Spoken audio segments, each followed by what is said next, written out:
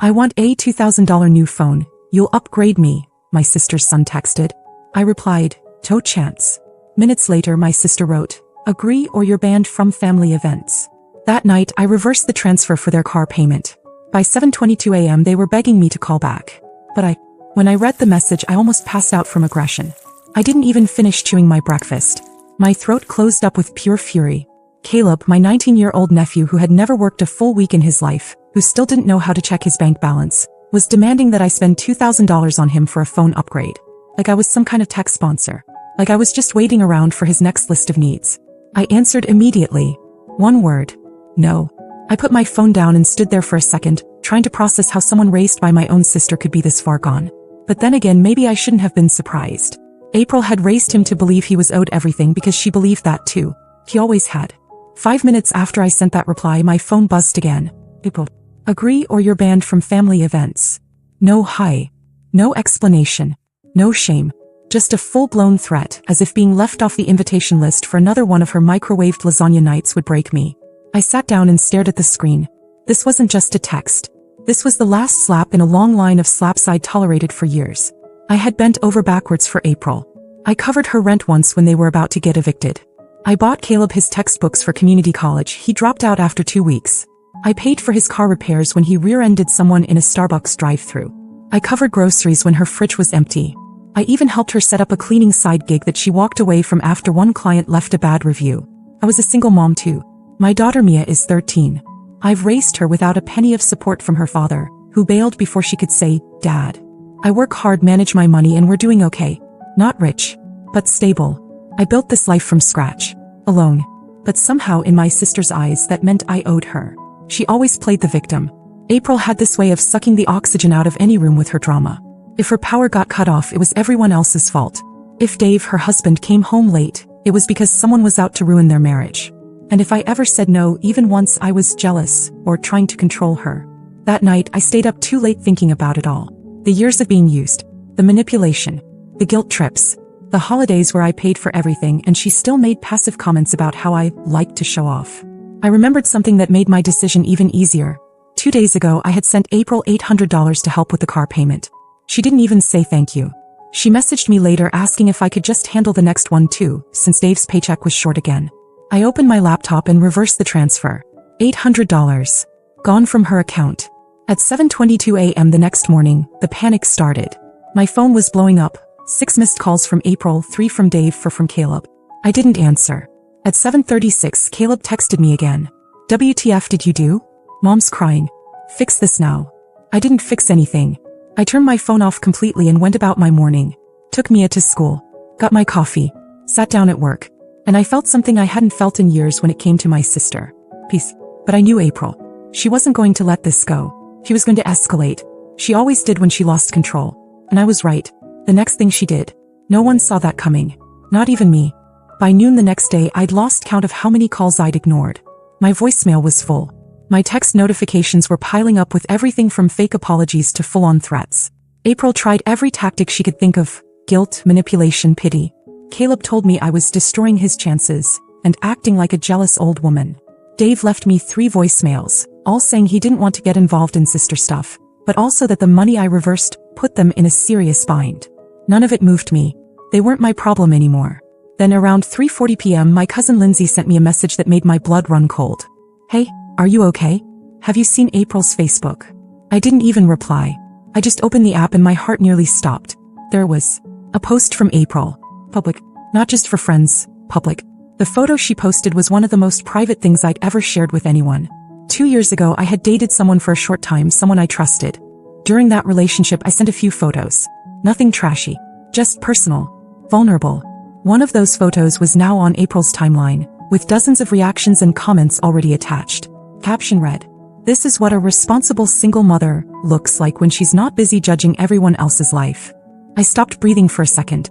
Thought I might pass out. My hands were shaking so badly I had to sit down. The photo had been up for 53 minutes by the time I saw it. I could see who had liked it. A few coworkers, old family friends, one of Mia's teachers. I felt sick.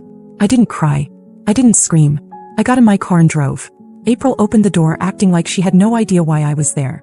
Like I'd shown up uninvited to brunch. I slapped her across the face. I didn't say anything. I just turned around and left. She screamed after me something about me being crazy, but I didn't even hear it. My ears were buzzing. I didn't care what she said. I didn't care what anyone thought. That line she crossed? There was no coming back from that. When I got home, the post was gone. She had deleted it. But the damage was done. People had seen it, shared it, saved it. I even got a message from one of Mia's friends' moms asking if I was okay. And now I wasn't just angry. I was done. But I wasn't helpless. Because in a folder on my desktop I had something I never planned to use. Screenshots, messages, dates, names. I'd kept them in case something like this ever happened, and I never thought it actually would. April's marriage wasn't what she made it out to be. And Dave, he had no idea what his wife had been doing behind his back. But he was about to find out. I gave her one more night. Not because I felt sorry for her, but because I wanted her to enjoy those final hours of peace before everything came crashing down. I wanted her to sleep soundly thinking she'd won, that she'd embarrassed me, shamed me, and put me back in my place. Instead, I was sitting at my kitchen table before sunrise, scrolling through the folder I'd kept hidden for almost a year. Screenshots, messages, pictures. She thought she was untouchable, but she had no idea I had the receipts. Her little affair started 10 months ago, with a man named Ray. Not some ex, not some online stranger. Ray worked with Dave. He was younger, married, and just as much of a loser as April. It started as flirty texts, then turned into late-night errands. Then there were the pictures. Nothing subtle. She sent him things I wish I could unsee. And she was dumb enough to complain about Dave to him in the same threads. She even bragged once that she was sick of carrying a grown man with a discount job and needed a real man to entertain her. I never planned to use any of it. I just kept it as insurance because April had always been unstable and unpredictable. But after what she did, after she posted that photo of me for the whole town to see, the game changed. And now I had nothing to lose. At 9:14 a.m. sharp, I sent Dave a simple message. Can we talk? I think you should see something. He didn't ask questions. Just said, when and where. We met at a little coffee shop near his work. He looked rough, tired, pale, like he hadn't slept much in weeks. I handed him my phone without a word. The folder was open. The evidence was lined up. I didn't say anything while he scrolled. I just watched the color drain from his face. He stared at one screenshot for a long time. It was from 3 months ago. April texting Ray about a night she pretended to be out with friends, but was actually in a motel on the edge of town. Dave finally looked up at me. His voice was low. How long have you had this? I told him the truth. Nearly a year. I kept quiet because I didn't want to blow up his life. I figured it wasn't my place. But then April made it mine. She dragged my name, my body, and my dignity through the mud in front of our entire family and half the people in town. Dave didn't say anything else. He just stood up, nodded, and left with my phone still in his hand. I didn't even ask for it back. By Friday I started hearing things. April called me 7 times in one day. I didn't answer once. Then came the texts, first blaming me, then threatening me, then suddenly switching to begging. Dave had left. Packed a bag, took the car, and disappeared. Caleb was posting bizarre, passive-aggressive things online. Fake family, backstabbers, snakes hiding behind smiles. I didn't even look twice. But the real punch came Sunday night. My phone buzzed. It was a screenshot from my cousin Jenna. April had tried spinning some ridiculous story in the family group chat, claiming I broke into her Facebook, photoshopped the affair screenshots, and that I was jealous of her life. Problem was, someone else had already saved and shared April's original post of me.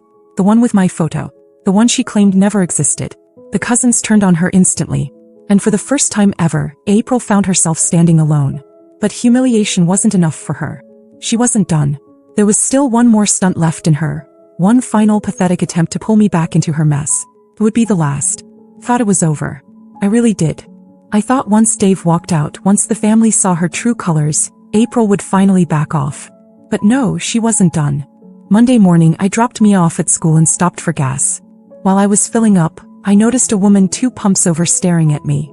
Not just a glance, staring. She looked familiar, but I couldn't place her. As I was getting back into my car, she called out, "You're Evelyn, right? April's sister." I nodded slowly. "She said you were going through something. Just wanted to let you know. People talk. Hope you're okay." And she drove off. My stomach flipped. By the time I got home, I had 5 new messages from random accounts on Facebook and Instagram. Strangers. Saying all kinds of things. I didn't understand what was happening until I opened a link someone sent me. April had posted again. Not on her profile this time. On a local gossip group. One of those community tea pages with over 18,000 members. The kind where people post complaints about neighbors and restaurants. Only this time, April used it to create an anonymous post titled, "Beware of this woman, she'll steal your man and your money." She included one of the photos again. Blurred barely, but it was still me. She used part of my real name enough that anyone who knew us could figure it out. She told the group I was obsessed with married men, claimed I had a long history of seducing other women's husbands, and that I had been trying to ruin her family because I was bitter about being single. Over 200 comments in an hour. Some people mocked me. Others defended me, not knowing the full story. But it didn't matter. The damage was done. I was officially the town scandal. That same afternoon, I got a call from Mia's school. Her teacher wanted to check in because Mia had mentioned people saying things online. My hands started sweating. My worst fear, Mia being pulled into this, was starting to happen. I went cold. And that's when everything changed. I called Dave. Not to stir more trouble. Not to get revenge.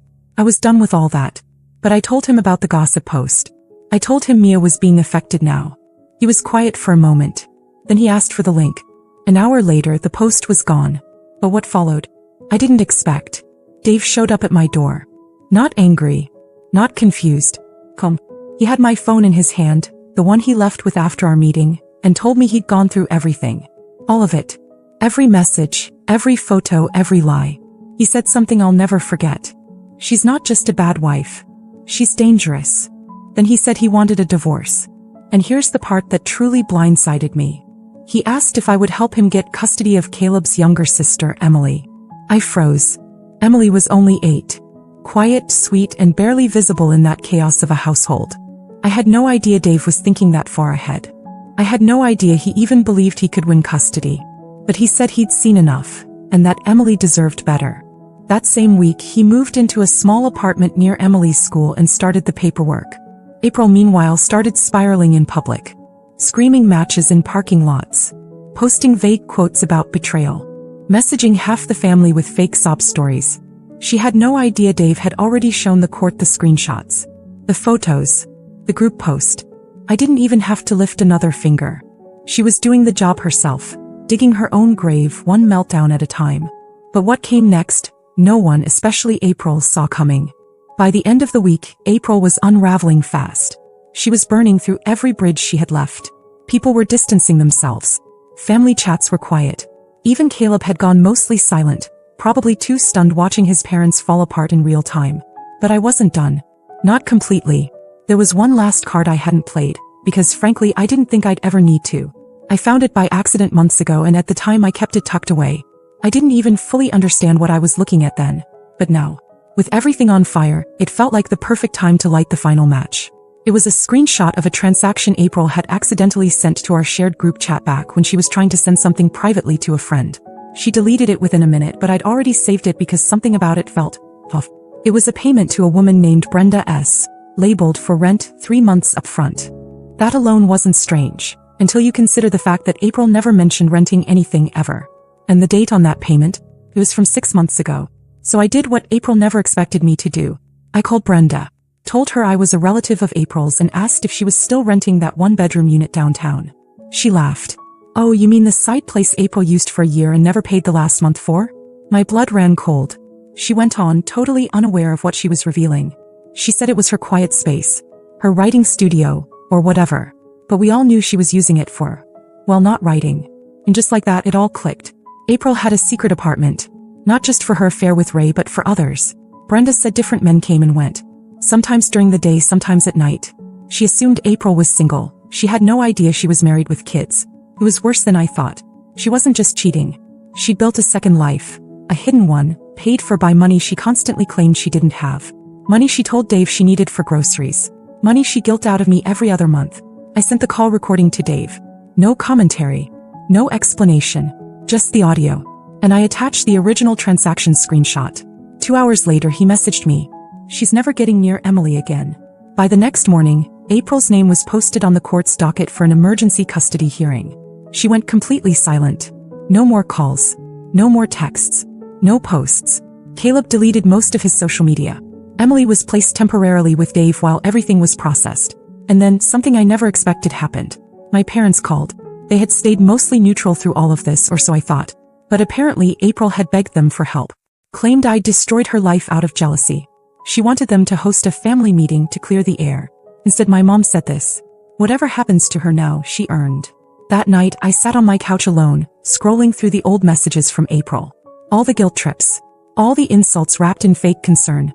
All the demands. And I deleted every single one of them. One more part of her gone. But it still wasn't over.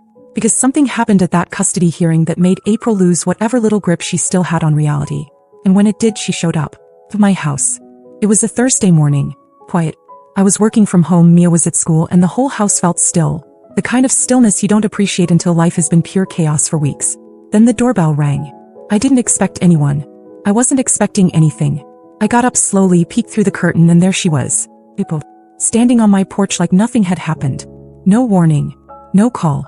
Just her, eyes swollen, hair pulled back in a way I hadn't seen since we were teenagers. She looked like someone who'd slept in her car. For a second I considered not opening the door. But I did. She didn't say anything right away. Just looked at me like she was searching for some crack in my face, some sign I'd changed my mind. "I need to talk," she said. I didn't move. She went on about how everything was spiraling. Dave had filed the emergency motion.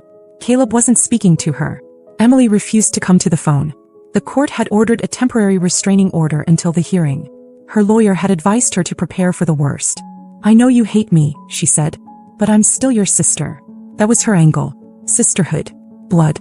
Shared childhood. Like that could undo everything. I asked her why she came here, what she thought would happen. "I just want to understand why you're doing this." And that's when I realized she really didn't get it. She still thought this was something I did to her. She thought she was the victim in a war she started. She believed that if she could just talk her way out of it like always, I'd cave. I told her everything I had kept quiet all these years. Every manipulation. Every time she took and took and took. Every fake emergency. Every lie. I told her I stayed quiet because I felt bad for her. Because I thought maybe, just maybe, she'd grow up. But she didn't. She got worse. And now she was suffering the consequences of her own actions. She stood there speechless.